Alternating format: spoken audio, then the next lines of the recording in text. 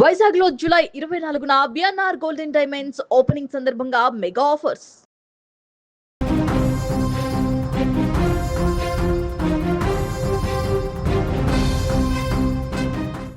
వియత్నాంలో ఘోర విషాదం చోటు చేసుకుంది. విహారయాత్ర కోసం వెళ్లిన భారతీయ పర్యాటకులు ప్రయాణిస్తున్న ఒక పడవ అక్కడ నదిలో మునిగిపోయింది. ఈ ఘోర ప్రమాదంలో ఇప్పటివరకు అందుతున్న సమాచారం ప్రకారం 18 మంది ప్రాణాలు కోల్పోయినట్లుగా తెలుస్తోంది. అత్యంత బాధాకరమైన విషయం ఏంటంటే ఈ మృతుల్లో మన తెలుగువారు కూడా ఉన్నట్లు ప్రాథమిక సమాచారం వస్తుంది. అసలు ఏం జరిగింది, ప్రమాదం ఎక్కడ అయ్యింది, పూర్తి వివరాలు తెలుసుకునేటువంటి ప్రయత్నాలు చేద్దాం. వియత్నాంలో అత్యంత ప్రసిద్ధ పర్యాటక ప్రాంతమైనటువంటి ఫుక్వాక్ ద్వీపం సమీపంలో శనివారం ఒక ప్రమాదం జరిగింది. అందమైన సముద్ర తీర ప్రాంతాలను చూడడానికి మన దేశం నుంచి, ముఖ్యంగా తెలుగు రాష్ట్రాల నుంచి చాలామంది పర్యాటకులు అక్కడికి వెళ్తుంటారు. అలా వెళ్ళిన పర్యాటకులే ఈ ప్రమాదంలో చిక్కుకున్నారు. ప్రమాదం జరిగిన సమయంలో ఆ బోటులో మొత్తం 32 మంది ప్రయాణికులు ఉన్నట్లు తెలుస్తోంది. సముద్రంలో ప్రయాణిస్తున్నటువంటి సమయంలో అదుపు తప్పి ఆ పడవ మునిగిపోయింది.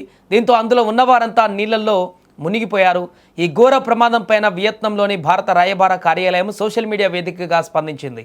తీవ్ర దిగ్భ్రాంతి వ్యక్తం చేస్తూ ఈ విషయాన్ని అధికారికంగా ధృవీకరించింది.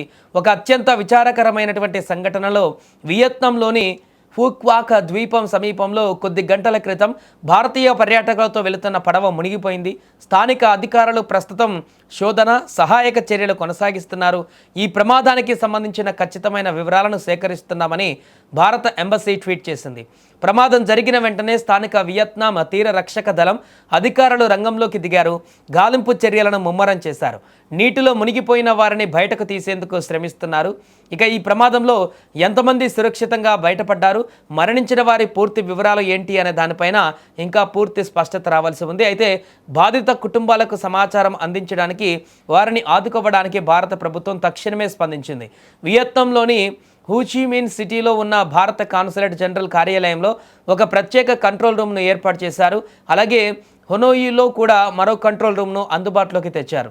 అక్కడ ఉన్న ఇండియన్స్ కానీ లేదా ఇక్కడి నుంచి వెళ్ళిన వారి కుటుంబ సభ్యులు కానీ సమాచారం కోసం ఈ కంట్రోల్ రూమ్లను సంప్రదించవచ్చు. ఆనందంగా గడపడానికి విహారయాత్ర కోసం విదేశాలకు వెళ్ళిన మన వాళ్ళు ఇలా శవాలై రావడం నిజంగా గుండెల్ని పిండేసే ఘటన. మృతుల్లో తెలుగువారు ఉన్నారనే వార్త ఇటు ఆంధ్రప్రదేశ్ అటు తెలంగాణలోని వారి కుటుంబాలలో తీవ్ర ఆందోళన నింపుతోంది.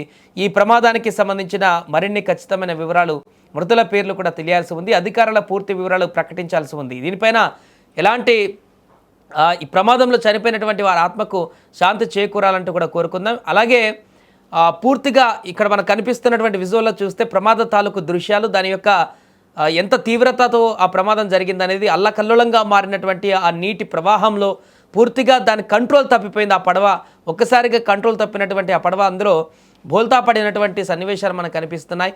ఈ నేపథ్యంలోనే అక్కడ ఉన్నటువంటి అనేక మంది ఆ పర్యాటకులలో చిన్నపిల్లలు, మహిళలు అనేక మంది దాంట్లో లైఫ్ జాకెట్లు వేసుకున్నారో లేదో తెలియదు, కానీ కొంతమంది వేసుకున్నా కూడా ఆ యొక్క అలల దాటికి, ఆ యొక్క భారీ నీటి ప్రవాహానికి అందులో వారు గల్లంతైనటువంటి పరిస్థితి అయితే కనిపిస్తుంది. దాంట్లో అప్పటికప్పుడు వెంటనే వారు పడిపోయినటువంటి దాన్ని చూసి తీర ప్రాంతంలో ఉన్నటువంటి మిగతా పడవలతోటి మిగతా వారందరూ కూడా వచ్చి రెస్క్యూ చేయడానికి ప్రయత్నించారు. కానీ అప్పటికే జరగాల్సిన నష్టం జరిగిపోయింది. విపరీతమైనటువంటి ఫ్లోటింగ్ తోటి అక్కడ వాటర్ లెవెల్స్ మరీ ఎక్కువగా ఉండడం చేత వారు అందులో కూరుకుపోయి మరణించినట్టుగా అయితే తెలుస్తోంది.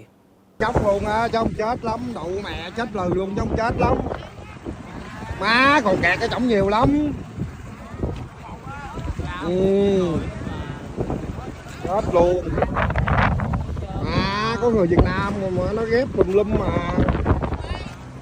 Quay lại trong clip thôi.